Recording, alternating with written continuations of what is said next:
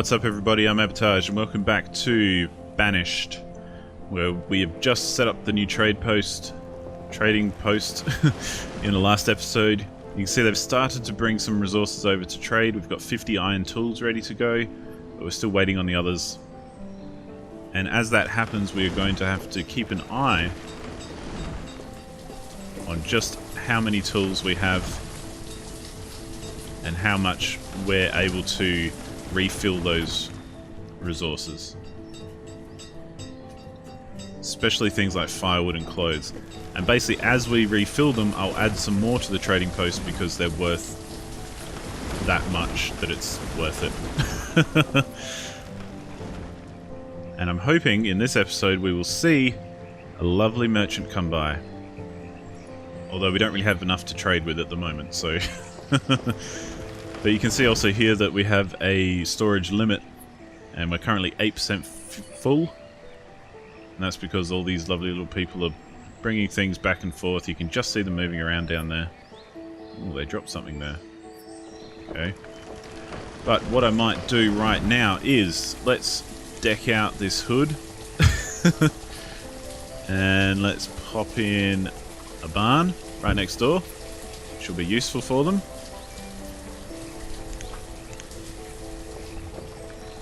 And we'll just double check our food production kind of levels and our population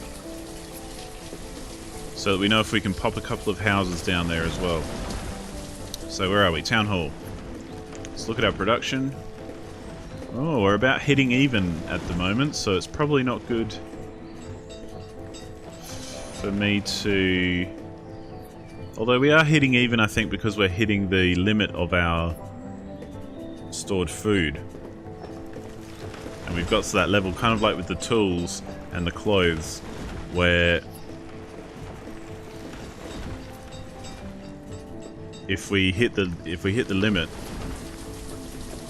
basically we'll just be replenishing what we use instead of actually overproducing. Does that make sense? I don't think I explained that very well. But if we hit the limit, we're not going to keep producing it over the limit. So if we're constantly keeping it at the limit, we're basically going to be producing exactly the same amount that we're using. Which is fine with me. We've got a whole bunch of people dying of old age at the moment, so that's a little scary. Let's check out our graph. Yep, we can see we've got a little downturn in the adult population, but our overall population is still climbing, which is nice. But I think with that in mind, we can still create a couple of houses down here. How's our trading post going? Okay, we are stocked up. We've got 60 clothes stored and 45 tools. Ooh, 70 clothes. Let's add some more clothes to here because we seem to be replenishing that fairly quickly. We've got plenty of venison. And we are running out of hunters a little. Not hunters, labourers. But let's pop another house in here. Right there. And just for the sake of it, let's put a stockpile just across the road here. How many up can we go to be in line with that? 5, okay. Let's go 5 by 10, just for the hell of it. It's always nice to have a good stockpile within reach of things. Merchant? Hello? Oh, look at this! He's here! Wow, I can't believe I actually predicted that. Here he is! Coming down the river. He's gonna trade us some goodies. Oh, it's so exciting. Come on, buddy, row like you haven't rowed before. Or you have and you're really good at it and you do it quickly. So this, ladies and gentlemen, is the merchant who will show up from time to time. And will dock at our beautiful trading post and offer us things to trade. Look at that, isn't it beautiful? What have you got, buddy? And we get a little notification. Let's see what he's got. Chickens! Oh, that's actually quite good. Let's have... We can get 8 chickens. Let's see how much we can afford to trade. Let's go our firewood. Reserve of iron is low. Okay. So you can see here our total worth is 480, and if we buy 2 we're going to need 800. So let's see if we can get 1600 and get 4. Yeah, let's do that. 3, 4. You, sir, have a deal. Let me hit trade and we're done. And you can see now in our little pen here, we've got chickens. How cool is that? And once we build a pasture, I believe it's called, then we'll be able to move our chickens to the pasture and get cracking on that. So let's build a road up here. And we're going to build a pasture right away just because we want to explore everything that there is to explore. And we'll come around this way and let's put it directly behind these houses, shall we? What's the maximum size we can have in a pasture? Oh, 20 I think, yes. 20 by 20. Cool. And we'll put the shed section there. Cool. And then once that is built, we can move the chickens there, and they'll breed and repopulate. I think you can have like a fuckload of chickens in a maximum size pasture. So that's a good thing. And then we'll have to employ some herdsmen. And yeah, what a fruitful first trade. I'm so happy about that. It's always nice when they have something useful like chickens or seeds or, you know, anything like that. I didn't use the coats because essentially if I traded my coats, whatever I traded would be taken immediately from my storage to come back here. And I kind of want that to bulk up a bit first. To the point I want to kind of bulk up this end as well. And I may even raise the limits of that. Let's do that right now. Let's raise tools to 200 and let's raise clothes to 200. Nice. And we'll speed up a bit. Let's get this pasture done. We may even have to build some more houses here. But let's do it right now. Because we are going to need herdsmen. Herdsmen.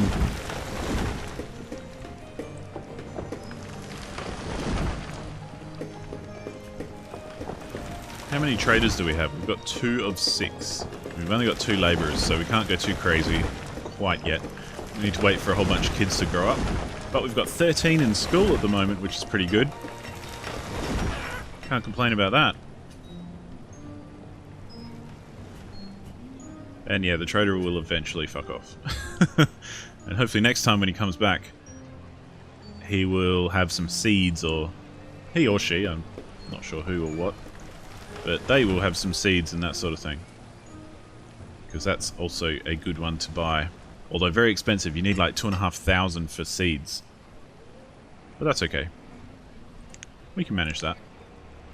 Let's bust on through so that this field gets completed. It's lovely, lovely pasture.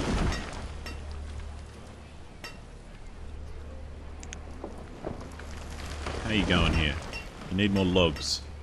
How are we going for logs? Oh, we've got plenty of logs. What are you producing in the way of logs at these days?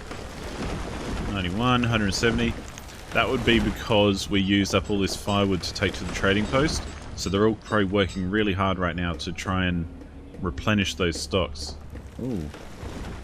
Our food is hitting limits again.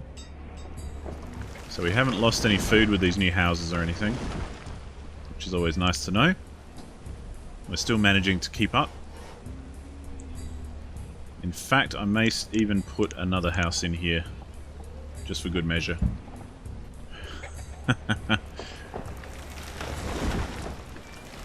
Our stocks of iron are very, very low.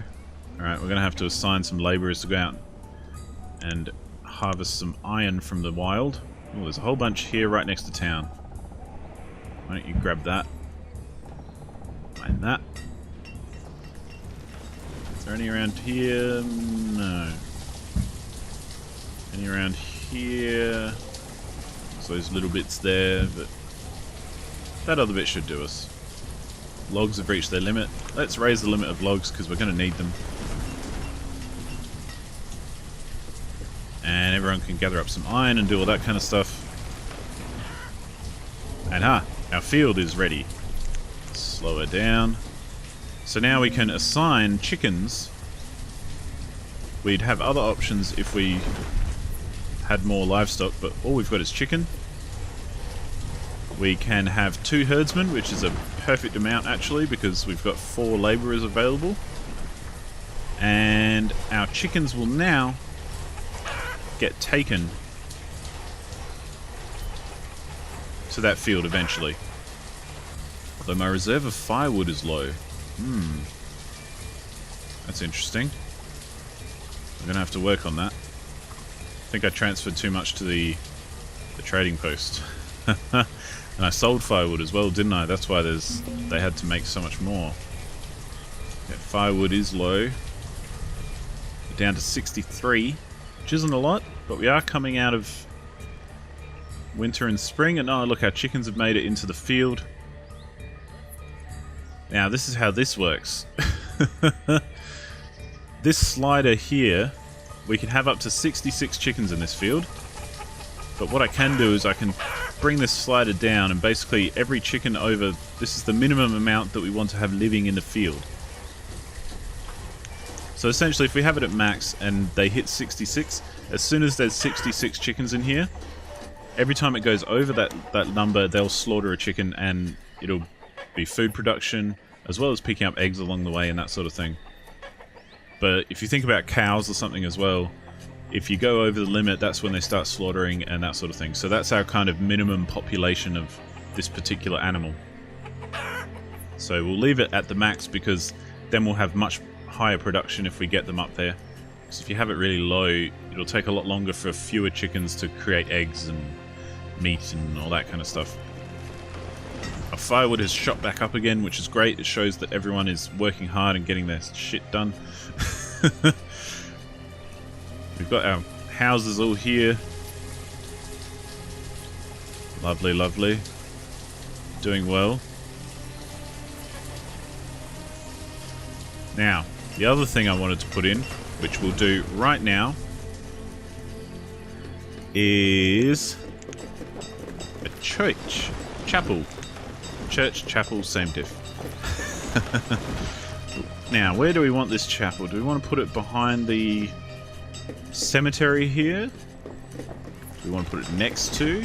Well, that'll go into our forester's range, so we don't want that. I think we maybe want to do it directly behind this here.